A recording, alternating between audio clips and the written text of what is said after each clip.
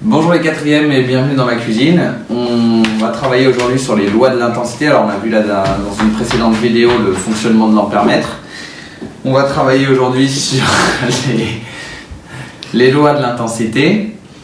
Donc au programme, on va commencer par les circuits en série. Donc dans un circuit en série, on part du générateur ici, du pôle plus. On rentre dans une première ampoule, dans une première lampe. On rentre ensuite dans l'ampèremètre par la borne 10 ampères. Je rappelle que c'est la borne, l'intensité maximale que peut mesurer l'appareil. Et je me mets sur le calibre correspondant, à savoir 10 ampères. On ressort de l'appareil par la borne COM, je rentre dans une autre lampe et je réitère le circuit un certain nombre de fois, donc 3 fois, puisque c'est le même circuit à chaque fois, lampe, ampèremètre, et je reviens au pôle moins.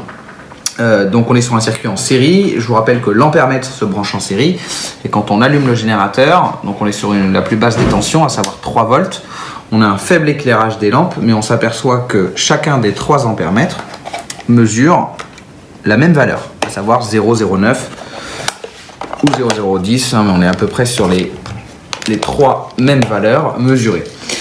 Si j'augmente la tension du générateur, alors bien sûr l'éclairage des lampes est beaucoup plus important, mais on s'aperçoit que l'intensité ne varie pas, 0,15, 0,15, 0,15.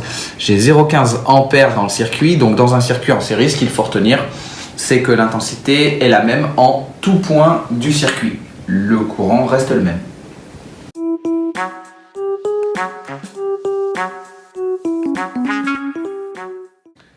Alors on est maintenant dans un circuit en dérivation, je pars du générateur avec la branche principale, le courant passe donc dans l'ampèremètre, puis j'arrive à un nœud de mon circuit. Et donc au nœud de ce circuit, j'ai une première branche dérivée, une seconde branche dérivée. Et donc je vais observer comment évolue le courant dans les branches dérivées par rapport à la branche principale. Alors on s'aperçoit que dans la branche dérivée, on a 0,16 ampères, 0,15 ampères. Si j'additionne 0,15 et 0,16 ou 0,15 et 0,15, peu importe, j'arrive à la 0,31 ampères, c'est-à-dire le courant qui circule dans la branche principale.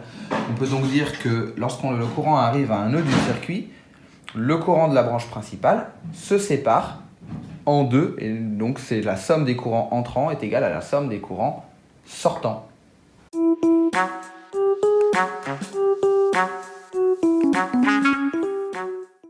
Alors, ce qu'il faut retenir de l'intensité électrique, c'est que l'intensité électrique est une grandeur physique, notée I majuscule. Cette intensité électrique, elle a une unité, on la mesure en ampères. Alors, ça peut être en kiloampères, hectoampères, et ainsi de suite, comme toutes les unités. Il y a des sous-multiples et des multiples. On rentre dans l'appareil qu'on appelle un ampèremètre par la borne d'entrée 10 ampères et par la borne de sortie COM. Si vous inversez le sens, on l'a vu dans une précédente vidéo, eh bien, on a un signe moins qui apparaît sur l'écran. Donc revenons sur l'ampèremètre, voilà, borne d'entrée de l'appareil, borne de sortie de l'appareil.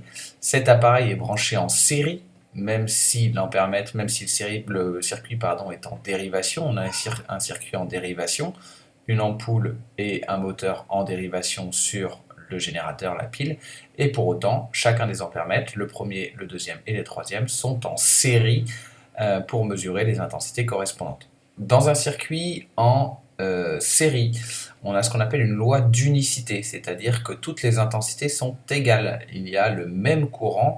Ceci explique que si on met un ampèremètre, on aura à chaque fois la même intensité mesurée. L'intensité, du coup, ne dépend pas de l'ordre des dipôles. Si je mesure le courant avec une lampe et un moteur, ou un moteur puis une lampe, j'aurai la même intensité à chaque fois. L'intensité 1 est égale à l'intensité 2. Les dipôles n'ont pas d'influence sur la mesure de l'intensité. Donc l'intensité électrique, on remarque aussi qu'elle augmente avec le nombre de dipôles. Qu'est-ce que ça sous-entend ? Eh bien, ça sous-entend qu'à la maison, si mes appareils électriques sont branchés en dérivation et que j'en branche plusieurs à la fois, plus je veux brancher d'appareils électriques, et bien plus le courant qui va circuler dans la branche principale va être important.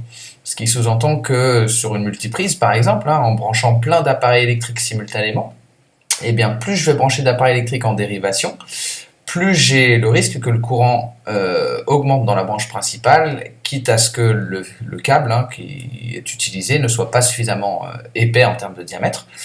Et donc dans ces cas-là, ce câble peut prendre feu. Donc le risque, c'est qu'une surintensité déclenche des incendies de maisons ou d'appartements. Dans les circuits en dérivation, on n'est plus sur une loi d'unicité, mais plutôt sur une loi d'additivité, donc plutôt sur une addition. On va dire que les courants entrants, la somme de l'intensité des courants entrants est égale à la somme des intensités des courants sortants. Alors ça se vérifie ici. On a un courant I22 qui part du générateur et qui arrive au nœud A. Ce courant I22 se sépare en I21 et en I54, donc on va dire que I22 égale I21 plus I54, l'égalité qu'on va retrouver ici. I21 arrive aussi à un autre nœud, et là il y a encore une séparation en I78 et I31. On a bien la somme des courants entrants qui est égale à la somme des courants sortants. Donc concrètement, si j'ai 5 ampères qui arrivent ici, j'ai peut-être 2 ampères qui va passer là, 3 ampères qui va passer là, peut-être 1 ampère qui va passer là, et 2 ampères qui va passer là. Si vous refaites la somme, vous retrouvez bien l'intensité de départ qui va revenir au générateur. Voilà pour aujourd'hui les quatrièmes, on se retrouve la semaine prochaine. N'oubliez pas de faire vos exercices, vous les retrouvez dans votre espace collaboratif ou sur la plateforme OSE. Voilà, allez, à bientôt.